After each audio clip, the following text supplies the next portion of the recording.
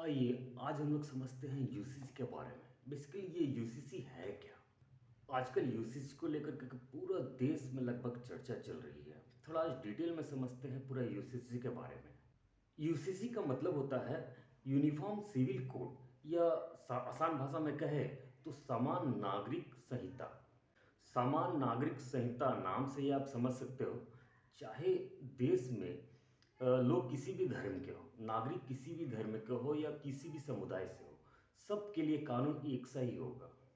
और कानून की बात की जाए तो यूसीसी में बच्चे गोद लेने की बात हो, या संपत्ति की बात हो, या शादी को लेकर कोई बात हो रही हो, या तलाक को लेकर कोई बात हो रही हो, या किसी संपत्ति को लेकर के बात हो रही हो, मतलब खासकर यूसीसी कानून को इसी को देखते हुए बनाया गया है।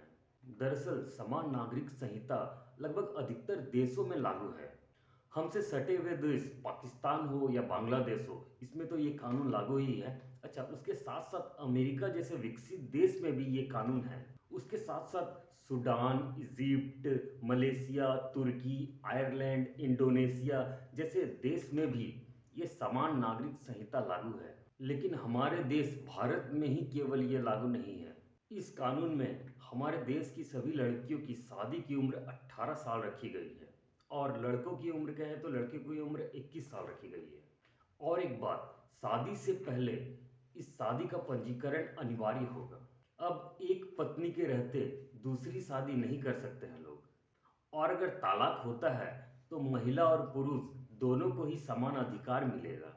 लिविंग रिलेशनशिप में है अगर, तो उसके लिए रजिस्ट्रेशन कराना अनिवार्य होगा। और लिविंग रिलेशनशिप को तोड़ने समय भी ये कानून के तहत ही होगा। बेटा हो या बेटी, दोनों को ही उसकी संपत्ति का समान अधिकार मिलेगा।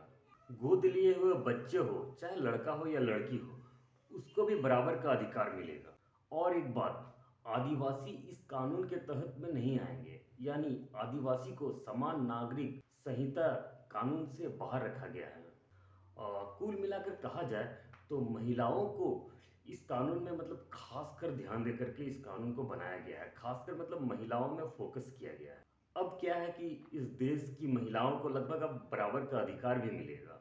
उत्तराखंड देश का पहला राज्य बन गया है जहां की यूसीसी यानी समान नागरिक संहिता लागू होने जा रहा है। अब इसी के साथ साथ देश के अलग अलग जगहों से यूसीसी बिल को पास कराने की मांग की जा रही है। उसमें अगर कहा जाए तो राजस्थान और महाराष्ट्र बहुत तेजी से उभर रहा है, वहां से जोरों से मांग हो रही है यूसीसी बिल को पास कराने के लिए। अब आपके हिसाब से यूसीसी का कानून कैसा लग रहा है आपको? क्या यूसीसी को पूरे देश में लागू होना चाहिए?